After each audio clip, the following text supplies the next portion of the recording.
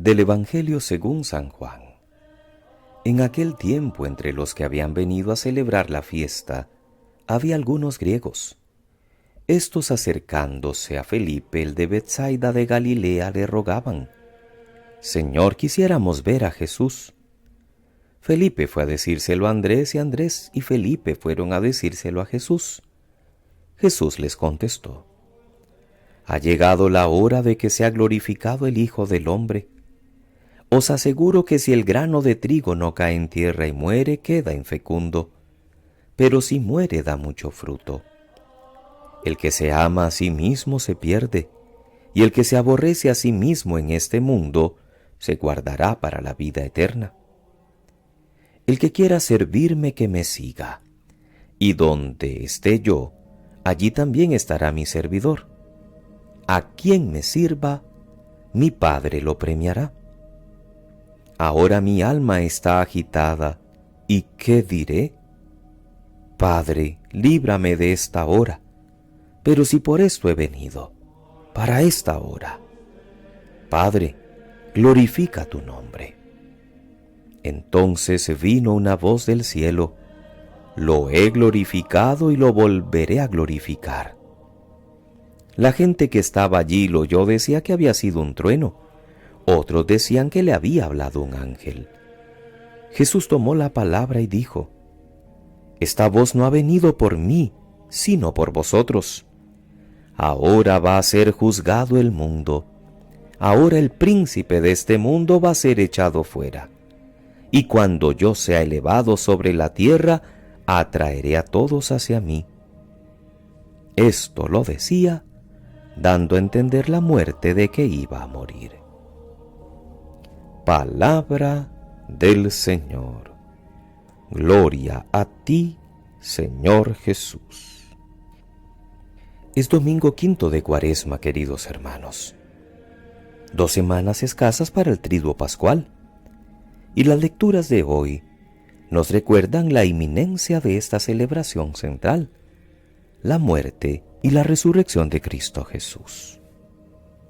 Ya la carta a los Hebreos que hemos escuchado en la segunda lectura nos habla de sus gritos y lágrimas ante la certeza de su muerte.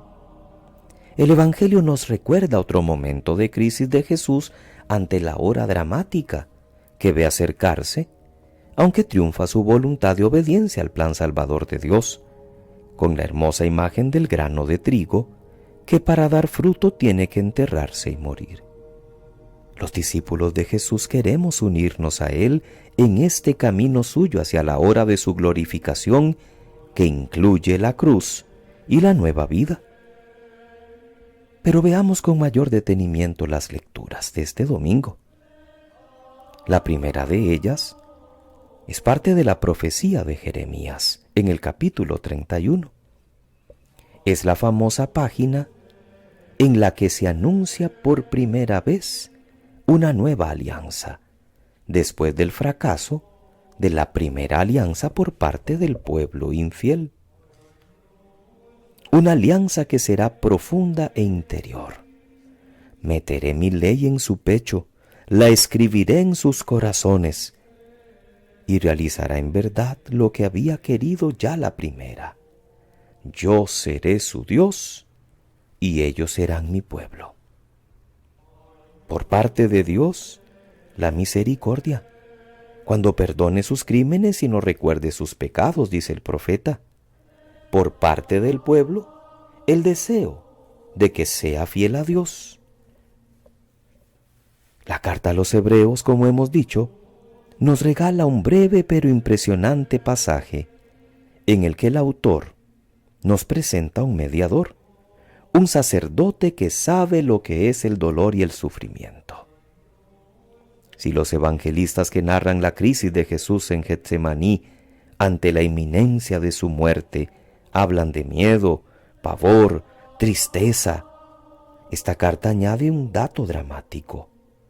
A gritos y con lágrimas presentó oraciones y súplicas al que podía salvarlo de la muerte. Y por su obediencia se convirtió en autor de salvación eterna. La carta a los Hebreos nos asegura también que Jesús no caminó hacia la muerte como un héroe o como un superhombre con la mirada iluminada e impasible, sino con una naturaleza humana repleta de nuestras propias debilidades. A gritos y con lágrimas presentó oraciones y súplicas. Y añade una sorprendente observación: en su angustia fue escuchado, y que a pesar de ser hijo aprendió sufriendo a obedecer. Por eso Dios lo constituyó Salvador de la humanidad. Fue escuchado no porque Dios le liberó de la muerte antes de sufrirla, sino después, con la resurrección. Es evidente la seriedad con la que Jesús asume el papel redentor. Tenemos un sumo sacerdote que no se ha enterado de nuestros problemas leyendo libros, o porque otros han venido a contarlos, sino que ha experimentado en su propia carne toda la debilidad y el dolor del camino pascual. Eso nos da la convicción de que el dolor o el sufrimiento o la muerte no son la última palabra.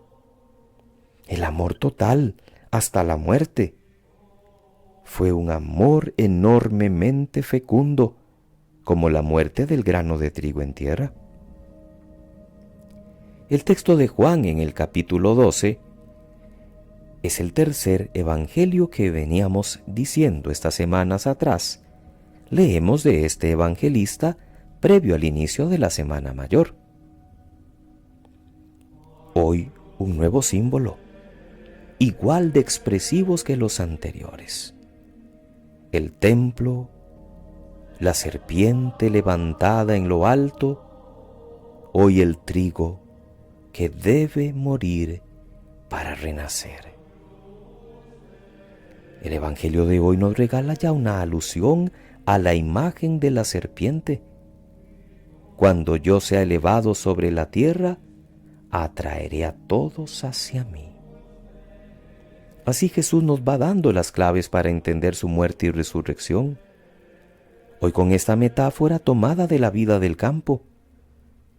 El grano de trigo debe morir, debe ser sepultado, queda infecundo, pero luego va a dar mucho fruto. Cristo nos ha enseñado que el mundo se salva no con alardes de poder, sino por medio de la cruz, que en este mundo nuestro no tiene ciertamente buena prensa ni popularidad. A pesar del aviso de Jesús, el que se ama a sí mismo se pierde. ¿A quién le viene espontáneo amar a los demás y perdonar 70 veces 7 o poner la otra mejilla? Puede sucedernos también a nosotros que tenemos el deseo de ver a Jesús, como aquellos griegos que por medio de Felipe rogaban: quisiéramos ver a Jesús. Tal vez les movía el deseo de conocer al Jesús de los milagros y de las palabras consoladoras y las manos que bendicen y curan. Y se encontraron con que Jesús, al saber de su petición, se define a sí mismo como el grano que cae en tierra y muere para poder dar fruto. A nosotros también nos gustaría ver solamente al Jesús que guía y que consuela y que bendice y que ama.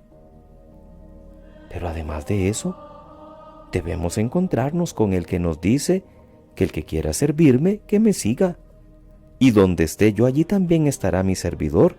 O como dijo en otra ocasión, que tome su cruz de cada día y sígame. El mundo de hoy nos ofrece caminos muy diversos, caminos apetecibles, pero que no conducen a la salvación. Nuestra vocación cristiana nos ofrece muchos momentos de lucha contra el mal dentro de nosotros y el mal del mundo. Pidámosle al Señor también la capacidad de ir muriendo nosotros poco a poco, para que sea Él el que resurja, para que sea Él el que crezca y produzca fruto abundante en nuestra vida. Dispongámonos en esta semana quinta de Cuaresma a continuar sacando de nuestro corazón todo aquello que nos está impidiendo dar una respuesta generosa a Dios. Acerquémonos con humildad a la reconciliación si no lo hemos hecho, y preparemos adecuadamente la fiesta pascual cada vez más cercana. Que pasen muy feliz domingo, queridos hermanos. Que Dios les bendiga.